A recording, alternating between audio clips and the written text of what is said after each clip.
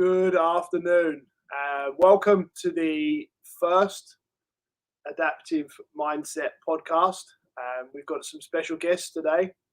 We're joined by co-host Carl Lernerman. Lernerman, yeah, and Ross Austin. Welcome, boys.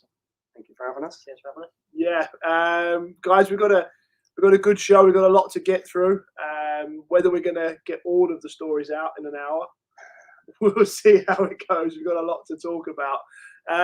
Most importantly, guys, is that comment on the post to us or on the live show. Let us know. Have any questions for Ross? Ross has got these two guys together have got one of the most incredible stories ever. So if you think there's anything I'm missing and not asking them, please comment away and help me. So Ross, let's just start with you. Tell me a little bit about yourself. Tell me why you're here and what's going on. So my name's Ross. I'm 41 years old, ex-military. Was in the military for 12 years. Obviously got injured in Afghanistan. Tell us a story. So I was Royal Engineers, commando trained. I was on my third tour of Afghanistan. We were moving from a different fob to a new fob. On that patrol, being an engineer, obviously I provide explosive entry. So I was kneeling down, setting a charge to blow a mouse hole into the compound. As I knelt down, 3 rounds hit the wall just above my head, so I knew I was getting shot at. So I had to make a split decision. On the way up there, I cleared a safe route. The plan was to set a charge long enough to clear a different route back, because you never go down the same route. But because I was getting shot at, I had to make a split decision. Do I want to clear a route and potentially get shot, or I know roughly the route that I cleared on the way up, and I'm going to take a chance and go that. So the route that I cleared on the way up, I knew it was roughly that direction. I decided to leg it, getting shot at. I got about 2 meters away from the wall where the rest of the lads were stacked up, and it just went bang. And got thrown up sort of 30 foot in the air, landed, everything went slow motion. As I landed back down, it then all sped back up, shrapnel coming down, rounds going off, and that was really the last thing I remember. And then I woke up back in the UK 2 days later. Yeah. So there's a lot happened there. I think, guys, if you look at our picture out of this podcast, the picture's actually the smoke. Yeah, there it comes on the screen there. I'm in the middle of there somewhere. So you're in the middle of that smoke cloud there. That's you see the wall where the rest of the lads are. So if that wall took most of the damage. So if that wall wasn't there, I probably would have killed a few of my mates. Yeah. So to be honest, I was grateful that there was a wall. There was a wall there, because I wouldn't have been able to live with myself if I had survived and I killed my mates. Yeah.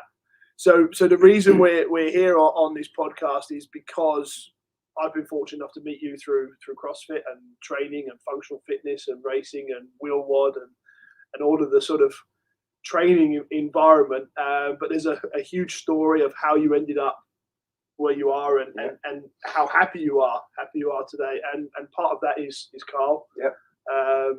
Carl, when did you first meet Ross? Well, I first met Ross back in we were in the same regiment. So when I was a private soldier, Rossi was someone I looked up to. He was one of my corporals at the time. He come across from another troop to join us for the tour. So everything that he'd done on previous tours, we had to soak the knowledge out of him and obviously be mini versions of him ready to go on tour. So we obviously built that bond beforehand, fear and respect of your corporals and that before we go on tour. But then actually when you go on tour and then obviously that person you look up to has that unfortunate accident, it takes it down to earth that it can happen to anyone. Yeah.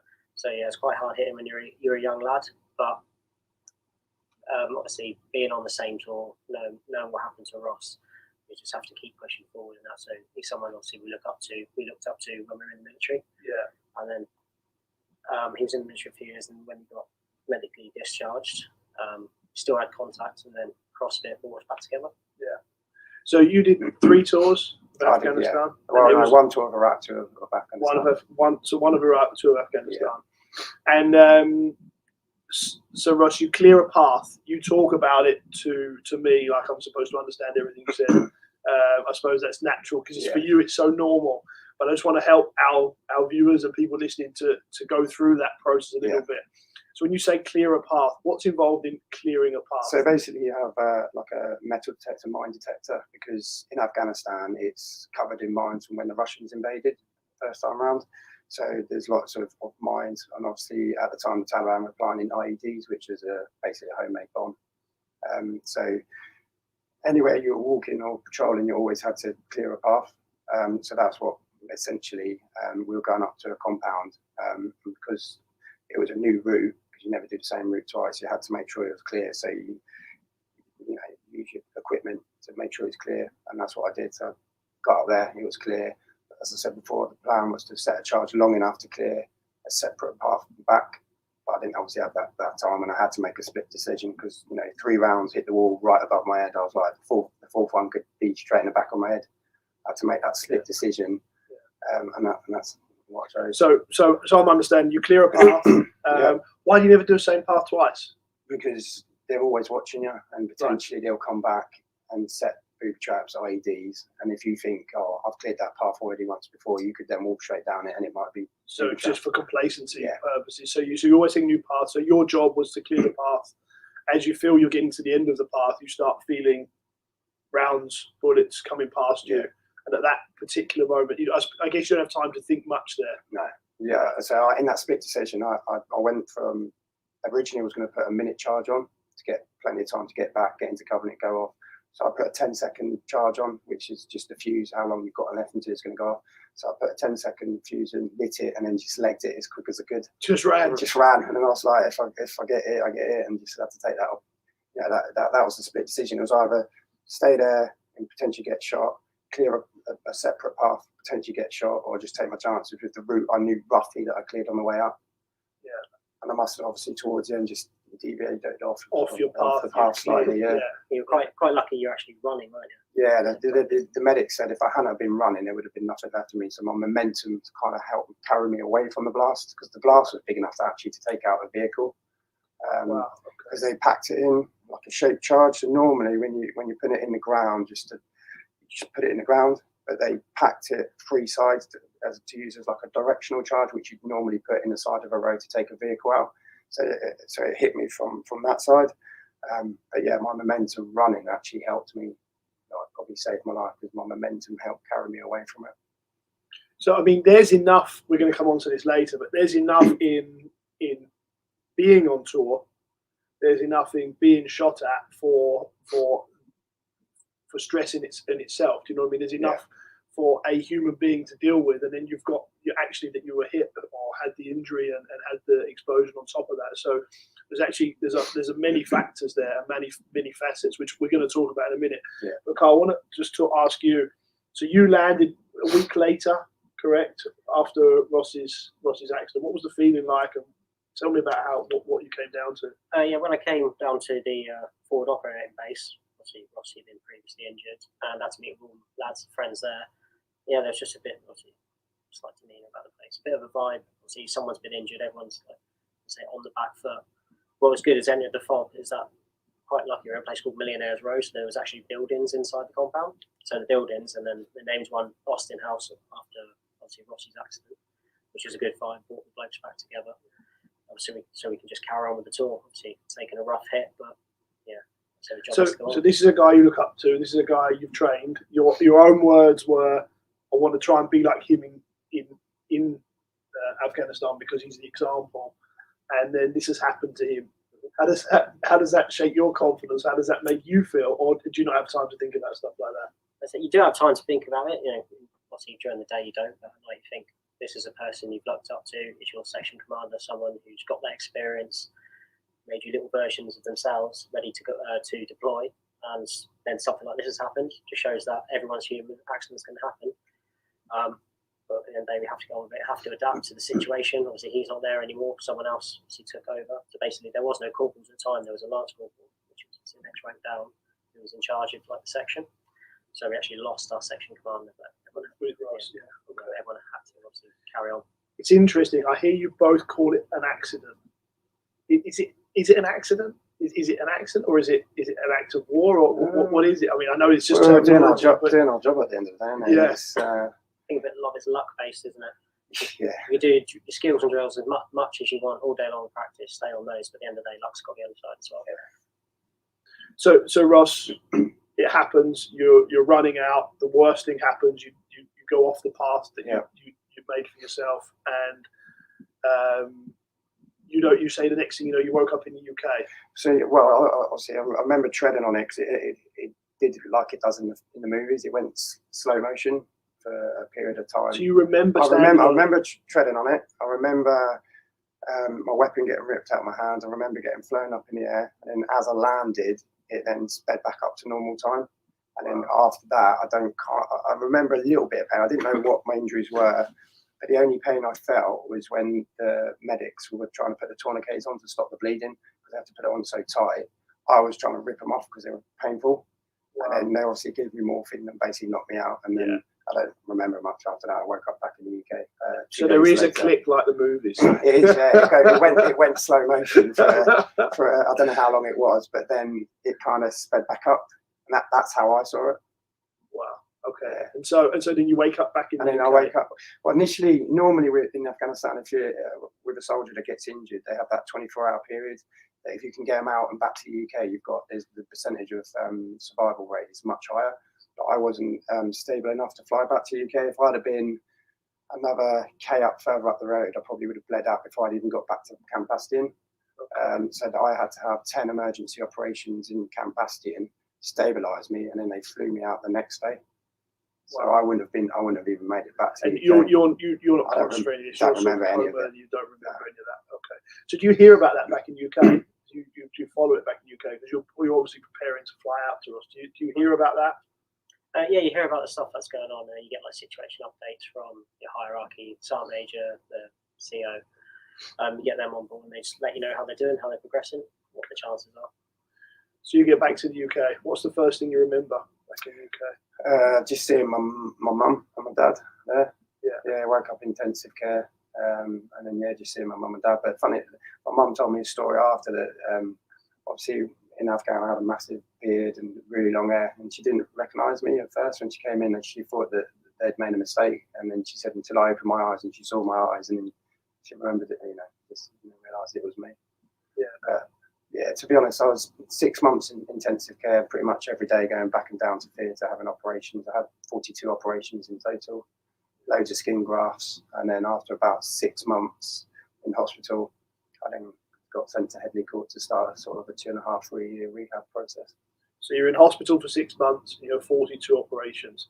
How conscious are you? Are you on sort of morphine? Are you sort of quite, are you quite comatose in that period? Are you on higher painkiller meds, or are you conscious of the whole process? Are you there? Are you present? I remember bits and bobs. I do remember going down on certain days for certain operations, but I was going down most days for 8-hour operating, all day long on the operating table.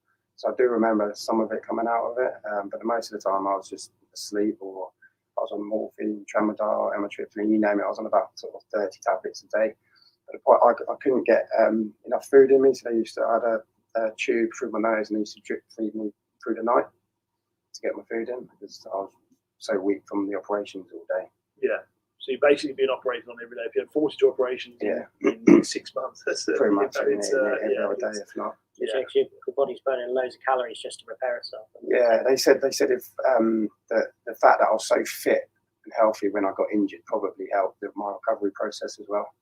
It's like, because they were trying to explain how like the body works, and then they were like, your fitness level, your healing at the equivalent of doing like a half marathon every day. That's how quick my body was healing itself. Yeah, or how much energy you're using on trying to survive. Yeah. So people often talk about, or when you visit someone, fight loss, or do you feel like there was a fight? Did you ever remember a sort of conscious feeling of, right, I've got to fight for myself here, I've got to fight for my life? Did you ever have that feeling, or was it just something you do naturally, or was it in that initial stage there, in the first maybe 3 or 4 weeks? Do you remember have any sort of real conscious thoughts of like, I'm in trouble here? To be honest, the whole time in hospital, 6 months, I thought that was the end of my life. I was like, I don't know what I'm going to do. Yeah, that's my career done. I wanted to do a full 22-year career. I wanted to give selection a crack as well, so I never got around to giving that a crack. So I was like, didn't have a clue what I was going to do. It wasn't until I got to heavily caught, and then I was surrounded by other soldiers that had been injured, and I was like, he's got 2 legs missing. What am I moaning about? And I'm like, right, you know, this is the start. I've been given a second chance. This is the start of a new life. It's going to go in a completely different direction. We didn't have a clue what direction that was going to be, but I was like, at least I'm still here, because we lost a few Marines out there. So I was like, you know, I'm lucky to be alive. Yeah, I think that's been my overriding impression of you. And I'm going to ask you to start talking about his training process, or the sort of the CrossFit process soon. Is that we were in the car together, and you said to me, "Look, Phil, what you've got to understand is, I'm not unlucky to have lost my leg. I'm lucky to be alive." Yeah.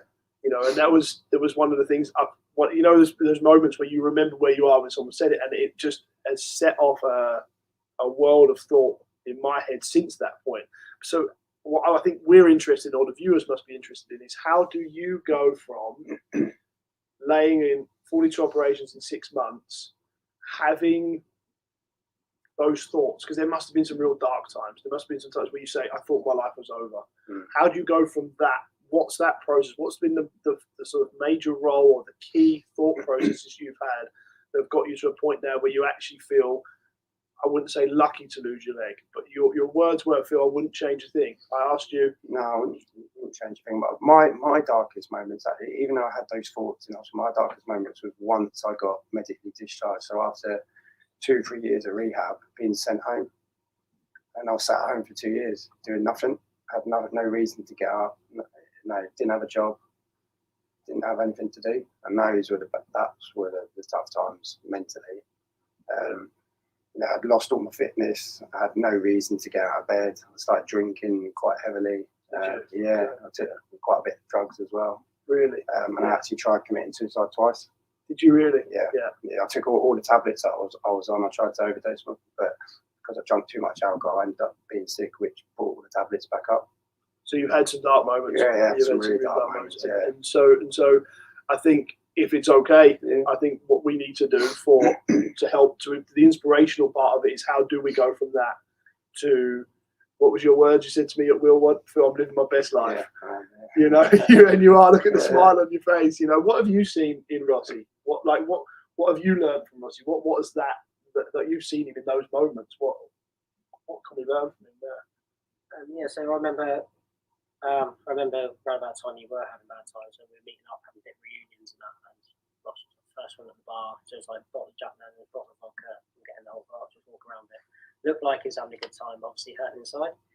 But it's good to see that transition come around. You start seeing, you spend a bit more time with the lads, and then you were going on to your British weightlifting, Team GB, and you start to get back into sport. But then when he actually came across to the gym, when I sent him a message, he had thought about CrossFit. He was like, yeah, think about it, why? It was about to open a box, and he was like, well, funny thing, about to retire from British weightlifting, I was thinking about CrossFit.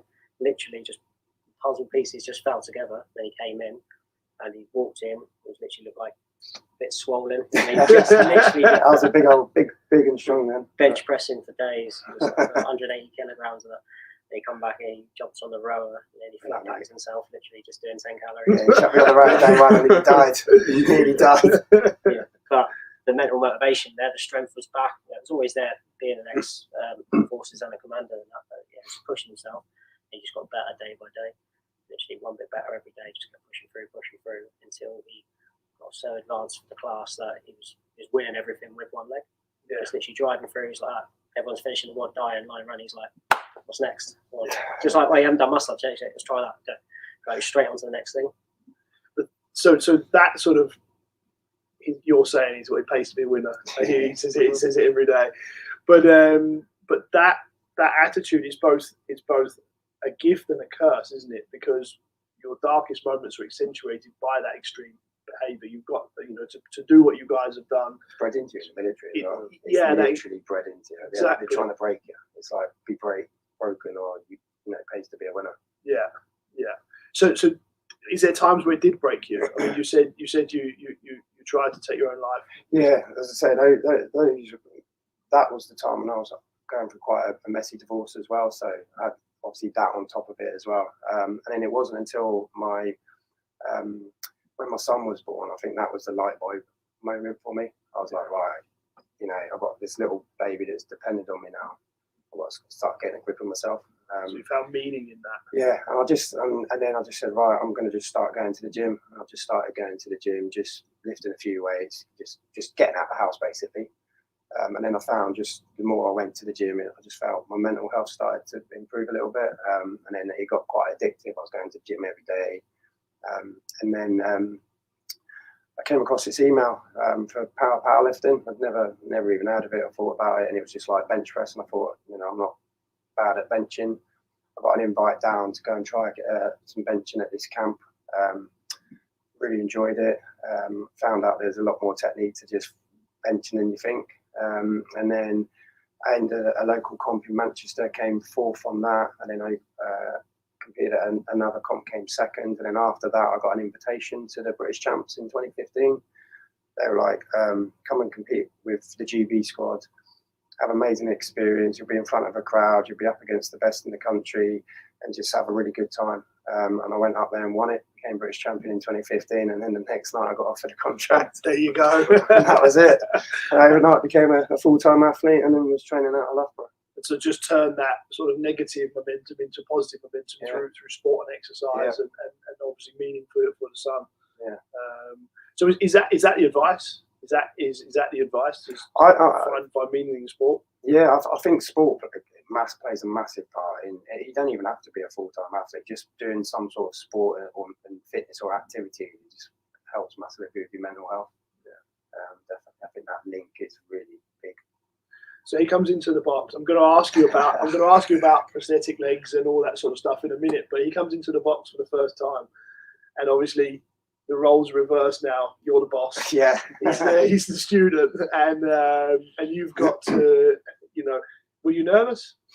Or was it just crack on? Or tell me what went through your head. Yeah, it was fairly relaxed. I obviously knew Ross from before. I knew the mentality he had. I knew that if we gave him a goal on the session on the day, he's going to complete it. He's just going to push through. So definitely no nerves of it. I just knew it'd be a challenge. You know, so nerves, a bit anxious about it. I'd never worked with an adaptive athlete. I didn't know any information about it, so it was just test and adjust. Just try something. If it failed, can we fix something for him to complete that movement? If not, they just had to cut it there. That's the standard, and then move on. But yeah, it's just a learning process. Every movement, every workout, just testing his ability, trying to push him a bit, just in case. Obviously, it's just a bit of mental break there. But yeah, every challenge you got, we either hit it or we had to find an adaptation for him to do that movement. So just like any normal CrossFit, you just have to scale it down to the ability of that individual, which takes a little bit more time, but if you do it right, they can succeed. What was the biggest challenge? Well, for me, I was, when I walked into that gym, I was probably 10 kilos bigger than what I am now, so I had no CV. So I was like, I need to lose some size and get my engine. I hadn't done CV in 6 years, so he just loved to chuck me on the rail for day one, and he had a heart attack. So it's getting him fit. So it's trying to get me fit to start with. But yeah, so one of the first things we did, so we tested all the movements, got through, found a basic standard that we can do. So work on technique a bit further down the line. Once you had the movements, had the scaling options for him, then basically just like a little slaggy. Well, I sent you through all the girls tonight, all the CrossFit girls. Yeah, of course. It's just like, let's try all these out and see if you can do them, and if you can, and what the standard is. So we did all that just so he got used to obviously CrossFit and exactly what it's about. So the standard workouts, and then the actual training was he was doing the class every day, and then an extra hour afterwards was a bit more conditioning and skill, just working on those skills, just building those working reps, 2, 3, 4, 5 toes to bar, etc. Just going up each week. So you do Isabel from hang, you do Grace from hang, you do Karen to a box, you do Kelly on a row machine, and you just do all the girls how you can do all the girls. Yeah. And just work through them.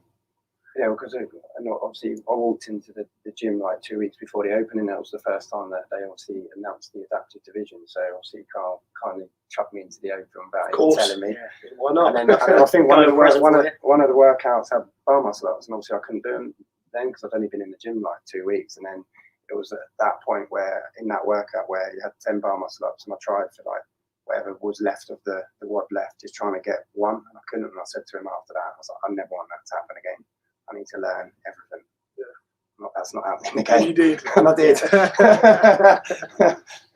Ross, when did you get your first prosthetic leg? So I was injured in 2008. So obviously, once I got to Headley Court after I'd done 6 months in hospital, I spent 2 weeks. So you get it's like a metal leg just to get used to bearing weight through the stump. So you get that with crutches for a few weeks. Obviously, you get a wheelchair that you can use as and when you get tired of fatigue. And then I got my leg pretty quick, I think. Within probably, I'd say, 3 weeks of starting my rehab. But at the time, your stump's so much bigger, and obviously, the more rehab you do, eventually that muscle starts shrinking and your stump shrinks down. So you get your leg for a couple of weeks, and then the socket didn't fit because you shrunk a little bit. Then they'll make a new socket that could take 3 or 4 days, and then they'll come back. But yeah, I got my leg within probably 3 weeks. So you've been laying in a hospital bed for 6 months, essentially. And then a doctor comes round and says, here's a leg, we're going to get you out of bed. How does that feel? Well, so the doctors come around, and initially they're like, right, so you've had all your operations, there's not much else we can do for you. We're going to send you off to Headley Court. And then someone picks you up, takes you to Headley Court. And at Headley Court, even though it's like a rehab centre, there's a ward along on the top floor. So the seriously injured stay on the ward at the top.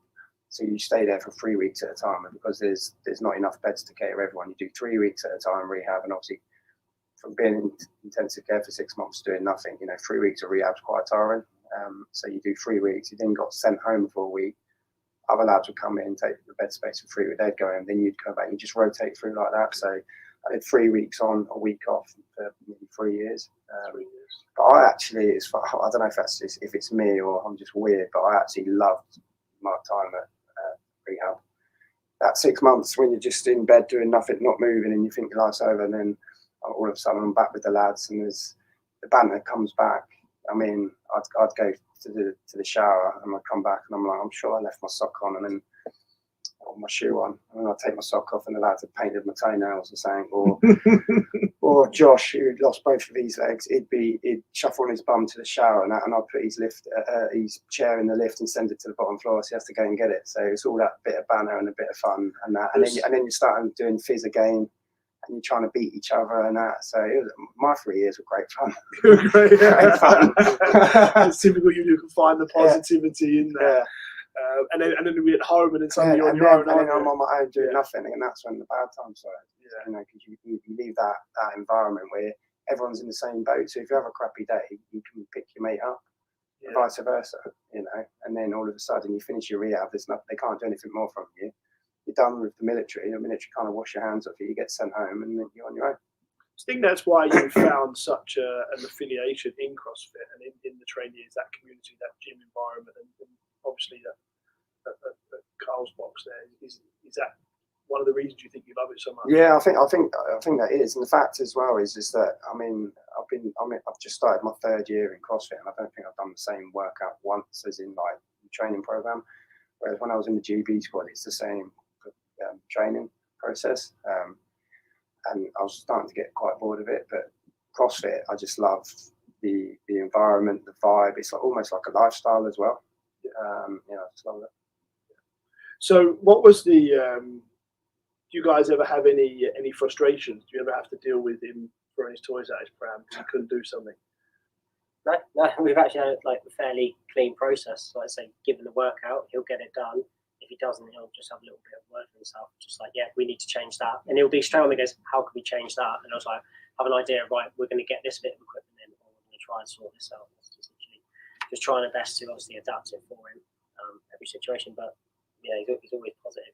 Never seen him throw a I came tantrum. into CrossFit and I was like, well, I'm going to be the best. Simple as. That's my goal from the day I walked in the gym. Yeah, he's still up, even after we were training every day, he'll leave the gym still smiling, even though he's absolutely hanging out. So it's like, yeah, sweet, done for the day, gonna go eat. That's it, Netflix. So are there ever any low moments now? No, I'm literally living my best life. Yeah, you're living the dream, aren't you? Living the dream. And I don't know if the viewers missed that earlier on, but I asked you the question, didn't I, previously in the car? If you go back and those 3 rounds come past you, do it all again. exactly. Would you do it all again Yeah, the same I way? would have done the exact same thing. So, and the dark times have made you stronger now. Yeah, so, definitely. yeah, okay. So you wouldn't change a thing. I wouldn't change a thing. No.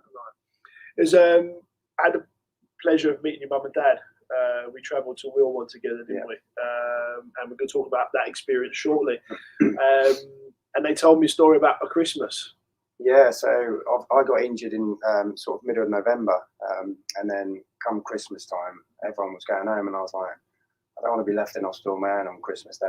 So my mum used to be a nurse, so they said, like, if we show you exactly what needs doing with these dressings and wounds and stuff, we'll give you a hospital bed, enough dressings and supplies for a week, and then you can go home for a week. So I had a hospital bed set up in my mum and dad's living room, and then every day they'd have to drag me out of bed, carry me up the stairs, sit me in the bath, clean all my wounds, chuck me on the bed, redress them all, carry me back down the stairs, put me back in bed, and they did that every day for a week. So mum was bathing you again. Yeah, mum was bathing me again. I'm just sat there like at like 30 odd years old, like brilliant. And mum's just washing me, and I'm just sat there. Wow. Well, you got home for Christmas. Well, I was home for Christmas. Dad carried you up the stairs. Dad carried me up the stairs. Yeah. Yeah. How's the impact on the family? Yeah, it was quite hard. My brother, I think it affected my brother the most. So I've got a younger brother, he's 10 years younger than me. Now, I'm not saying like the path he chose was directly to do with what happened to me, but I think it did help. So yeah, I think it affected my brother because my dad was telling me, like, which I didn't know about, like he was like, your brother sees you as like this superhero. So, but I didn't know that because I'm not as close to my brother as I probably should be. But yeah, it affected the family quite a lot. My dad doesn't really talk about it too much. My mum, obviously, still gets a little bit teary every now and then. That's what mum's best for. Yeah. Yeah. So it was hard for the family. Yeah, well, because at the time my parents were living in America, living in Los Angeles. Right. So they got the dreaded phone call to say I'd been injured. So my mum flew straight over, and actually my mum got a hotel next to the hospital and stayed in the hotel for 3 months, and literally came in to see me every day. And because the hospital food was crap, she used to cook food in the hotel for me and bring it over. But then the lads clocked on, and then before you know it, she'd have orders of 10, and she was cooking for all the lads. Mum was making all the food for all the lads. But at the time, my dad still had meetings, so my dad was literally flying over. He was working Monday to Friday. He'd fly over on a Friday and then fly back to LA on a Sunday, and he was doing that every other weekend just to see me there. How much has that meant, having all that support from the family? It's been a big part of it. Yeah, it means a lot. Because there are lads that don't have it, isn't there? Yeah, I'm very, very fortunate. My parents are still together, and we had a really good upbringing, and we've been quite a close family. So yeah, I'm very lucky. It was funny. I talked to your mum at Wilwood there, and she was saying that there was a lot happening in those first 4 or 5 days, and she said that she'd been told multiple times about all your injuries, but there were so many injuries, and you're having so many operations and so many different things happening that she couldn't keep up with everything. No. And she said she obviously knew you'd lost your left leg, but somehow she hadn't clocked you lost half your foot on. Well, it was this foot that trod on the actual IED. So it was a pressure pad IED. So a pressure pad IED only needs a small metal contact to initiate the explosion. So obviously, when you tread on it, there's a small explosion to initiate the big explosion. And it was a small explosion that literally lacerated my foot in half. And then it was a big explosion that came from the side and hit my legs from the side. Right, so actually it was your right leg that hit the So it was the right leg that triggered it. Yeah. And then I've got quite a big scar, right up here around the back here. And then it hit that knee as well. And it hit me from the side, yeah. So do you have pain now? So I've not been on any medication now for probably, I'd say, 10 years now. So at one point, the tablets I was taking weren't doing anything, so I slowly weaned myself off, and they were like, there's nothing else we can give you on everything. So initially I just weaned myself off everything, and then got used to the pain, and then they said, obviously, you're going to start feeling and experience this phantom pain. So there's like 6 or 7 different pains / feelings, and you don't get them all, and everyone gets different ones. So I still get phantom pains now. There's 3 that I tend to get. So I get a really deep knee aching pain in this knee. It's just a really deep, and it lasts for sort of 5 minutes. The other pain I get is small electric shocks. It will last 3 to 5 seconds, and that could last for 20 minutes. And then the other one is, the only way I can explain it is, and how I imagine it would feel, is if I was barefoot and I walked and I trod on a nail, and a nail went right through the bottom of my foot, and it's like that sharp. On the left side. It's all on the left side, yeah. Because if I close my eyes now, my brain's telling me I'm wiggling my toes. So I've still got those nervous system connections. So you can close your eyes. I can close my eyes now, and now I'm wiggling my toes. But obviously I've got no toes and I'm not wiggling. Got no leg, but you can still I can feel because it, you yeah, remember the sensation. Yeah. Of it. That's really interesting. Yeah. And then you get the phantom knee pain. Phantom deep knee pain, and then electric shocks. Yeah. Do you ever dream about running, or do you ever have those sort of drift away moments where you're back and you've got your body there? How or it's been so many years now you don't get to that point? I mean, I do. I was quite a good runner, so I do miss a bit of running. The main thing, I mean, especially with my son now, is playing football with him, because he's a keen footballer and plays for the local town, and I was obviously a good footballer as well, so I do miss kicking the ball about with him.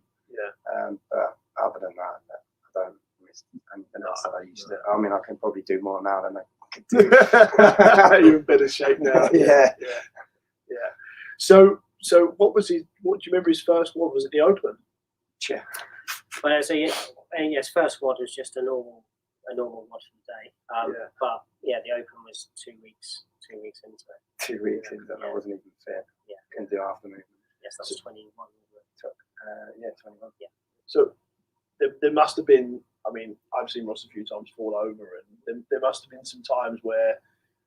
Were you ever sort of like, is this safe? Is it dangerous? Are we doing the right thing here? Is it, you quite nonchalantly say, oh yeah, we just figured it out and got it all sorted. But there's a lot more to it than that. With someone, there must be some insecurity of, am I hurting him? Is there any back pain? Like, he's got a stump. Yeah. So which one was it? It was the qualifiers for Wilwod. It was. And basically, he was away, so we didn't get to do a lot of training for 5 days away. When he came back, we had to cram all the workouts into like 1 or 2 days. And he was a bit tired and fatigued, and you had a twinge in your back, didn't you? Because he can't actually drop underneath the bar much. As you can see, it's mostly strict. He just braces and accepts the bar. He had from his lower back a twinge up, and you were quite a lot of pain. Yeah. And then we strapped the belt on as well. We tried it. We tried a redo literally about an hour or 2 later. But yeah, we literally just had to go, no, that's it. That's as far as you can get on the standards. It's competition, but even though he pushed through, that's the only time we actually had to physically stop for safety. But luckily, he still qualified. So he still got through and then went to Wodapalooza. Yeah, but yes, there. And I've worried a few times when you have been cleaning the bar, when you're obviously holding the weight on top, because you've got no obviously bending your knees or your hips really. It's literally just like that comedy moment of just going over and just slamming down. So we're just like, well, I've been behind him a couple of times, like, whoa, Called him, picked him up. Yeah. Just getting there just to brace just in case. But that was probably the only worry about the fact that he can't obviously drop the bar and take a knee. Literally, it's a long way down for him if he does do it, especially if he's got his body weight up on his shoulders or above his head. Things can go wrong if it comes straight down. He can't move out of the way quickly. No. He literally has to a lot of it strict and control down, and then get rid of the bar. So even though if he fails a lift, a lot of it is still like half under control. Yeah. So if you're talking to all the box owners or coaches or anyone else out there, and they've got adaptive athletes coming in, what's the message? Just spend a little bit of time with them. So there's a way to adapt every single movement. Don't be scared. Don't be scared of taking on an adaptive athlete. It's going to improve them as an athlete, and most of all, it's going to improve you as a coach as well. How to deal with those athletes with those impairments. There's a way around everything. There's something for everyone. Like, as you know, CrossFit is for everyone, and there is an adaptive movement for everyone, a scaled version of that movement, which is still also going to push you in the same threshold. So just give it a go. It's just like, if you fail, then that's just one more reason to find a way for it to work. There's obviously the profound effect exercise and sport has had on your life. Essentially saved your life, if you want to be dramatic. and box owners hold that opportunity, don't they? And I think you've experienced that people have been scared to help you, and like I say, you say it so calmly. Oh, we just figured it out, and I think there's so much more in that. I've got so much more respect that it is just that. But because you found that, haven't you? You found that programmers and coaches and people they're worried about, because they're good people and they don't want to do things wrong. And because the adaptive scene's so new. Yeah. So, and I said, like, you know, the adaptive division is competitive. We've got some pretty top level athletes out there, and you know, we're classed as elite at the top.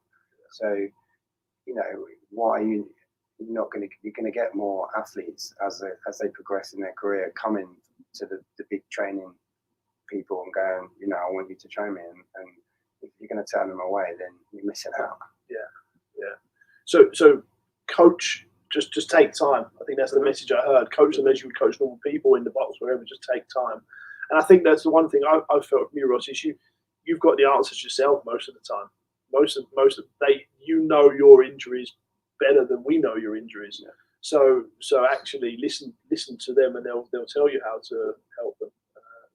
Yeah, like if they physically can't get down to that depth because of their impairment, take them to that lowest point that they're under control, place the box there, measure it, and then that's it. So that's their depth for everything. That's their depth for the squat, thruster, squat clean, wall ball, everything. So literally, they say, ask the athlete will show you, this is what I physically can't do. And if that's your level, and then just work back from there. It's just that fine line as well, isn't there, of what you physically can't do, and what you can't do because you haven't trained it. So that's the balance. Yeah. Because there's a couple of times where I have adaptive athletes are like, oh, I can't do that. And I was like, well, they've got the same injury. I can do it, you can't. That's because you haven't trained it, but you're not training hard enough. So there's that fine line of, you know, what can you actually physically, impossibly, what can't do because of your impairment, and what can't you do because you ain't trained it. Yeah. So, Well, as long as it's safe, try it. Yeah. As long as you put that safety in there, so even if it is, like I've done with Ross, I was like, just in case, I'm going to put those padded mats together. That means that if you do go over, at least obviously the area is clear. There's going to be no fixed objects like a frame in the way. It's just like, just give it a go. Just like if it fails. How do you see the adaptive scene? Obviously, it's third year now. So for me, it's frustrating at the minute because obviously you've got all the big. So outside of the games at the minute, you've got all the big comps like Will Ward and Wadsley, and there's quite a few more competitions coming up that are running the divisions fairly. For whatever reason, CrossFit Games don't, and CrossFit itself isn't running the divisions fairly, which is frustrating. So for myself, you know, I finished third at Will Ward, so I'm third in the world in my division. Yet the top 5 from my division can't get to the games because the division's not run fairly, which is frustrating because if we can't get to the games, then why are we doing it?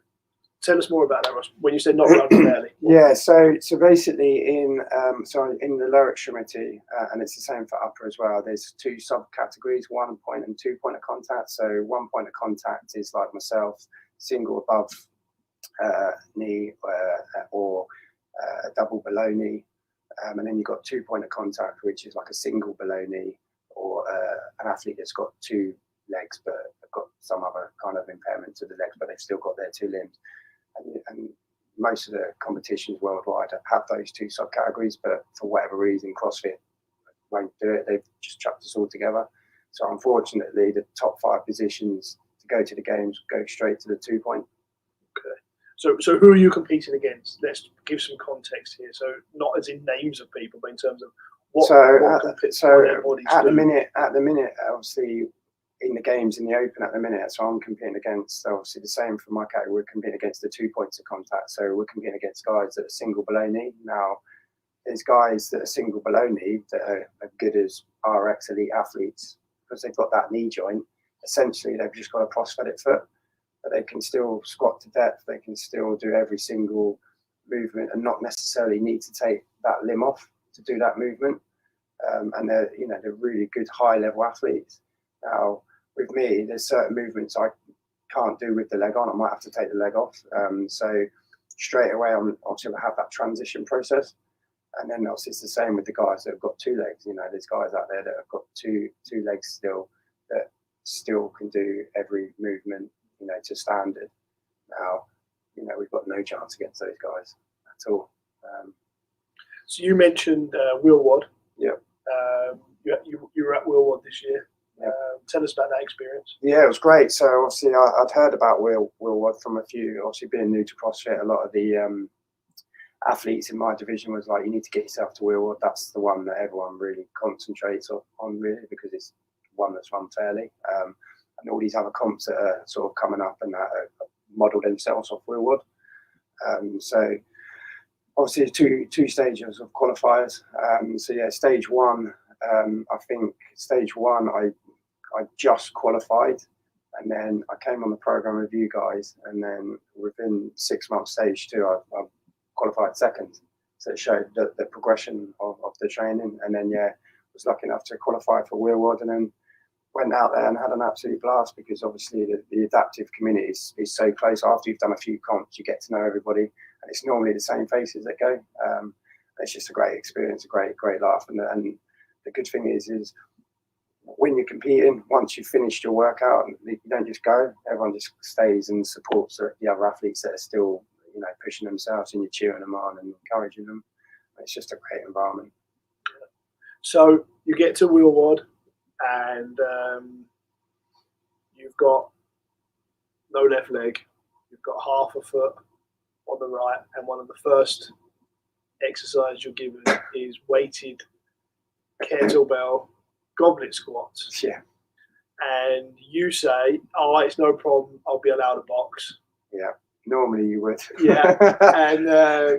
And Mr. Director of Ceremony says, No box. "No box at my competition." That changed everything. Yeah. So you've got the balance issue, is that you've got half the foot. You don't have your toes to grip with. Yeah. And you're thrown with a kettlebell. And it's a weighted goblet pistol without toes. How did that feel? Horrendous. Yeah, so obviously the balance issue was there straight away, and then the fact that I can't control the knee joint, so as soon as weight goes through it, it's going to start bending and it won't stop. So yeah, trying to do a pistol goblet squat was interesting, yeah, to say the least. How many prosthetic legs have you had? So this one is my third prosthetic leg. So this is my everyday leg now, but I use this for certain movements. I tend to use this for a lot of my heavy lifting because it's the more stable one. I recently, last year, just before Will Wad, picked up a blade. I was told that I'd never run because I've only got half a foot on this side. I have nothing to push up on. So for years they wouldn't give me a blade, and wouldn't give me the opportunity. And then luckily the lady that took me on fought my corner and managed to get me a blade. And then so I have a blade that I can run on. She saw a clip on Instagram of me lifting on it and sent me an email straight away saying, I don't really want to see you lifting on it. It's not really for lifting. So, but there is another blade with a heel bit that's more, if you're going to do it on this one. So I picked up that. So I've now got essentially three limbs. So this one, the blade, and then another blade. It's interchangeable. Okay. So you just change between the blades based on what you're doing. On what I'm doing, yeah. The worst thing they're going to say to him is just like, you can't run for the moment. Yeah, that's the worst thing anyone can say to me. You can't do something because I'm going to tear. You just want to prove them wrong. Yeah, it's good watching him, obviously, with that, because the issue's like, well, we're not sure if you know how to stop yet.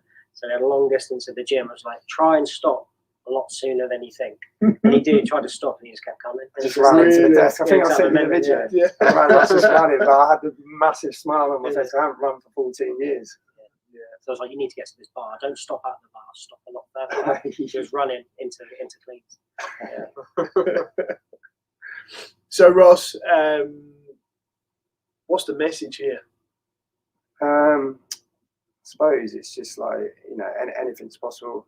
Just because you have an injury or you have an accident or whatever it is, or even if you're born with an impairment or disability, it doesn't mean you can't live a full life and follow your dreams. I think a lot of it's down to your mental attitude, and if you have the right attitude and the right people around you, then anything's possible. So you're sitting at home, you're feeling how you felt. Get out. Get out. Yeah. Do so. I mean, yeah. The biggest thing obviously is admit that you've got a problem. That's the hardest thing. I think that was hard. As soon as I admitted I had a problem, then I knew I could start and get in the help. And so, do you need someone to do that for you, or can you do that for yourself? I was told a couple of times before I actually, quite a few times, people and friends and tried to say to me, this ain't going to end well if you don't sort yourself out, and you just ignore it. And then like I say, at one point, I woke up and I was just like, what am I doing?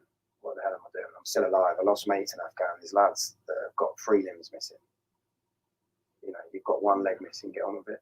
So you look around, Yeah. and you look around, and you understand there's people in a worse condition than you are, and you've got some good friends, good close friends telling you that your behaviour is destructive, and then you listen. Yeah. And then what's the first step? It's just getting out, and just just finding something that you can either find something that you used to do, or just something that just to get you out and about and get active. I think sport plays a massive part in mental health, massive part, because I'm only happy when I'm training. Yeah.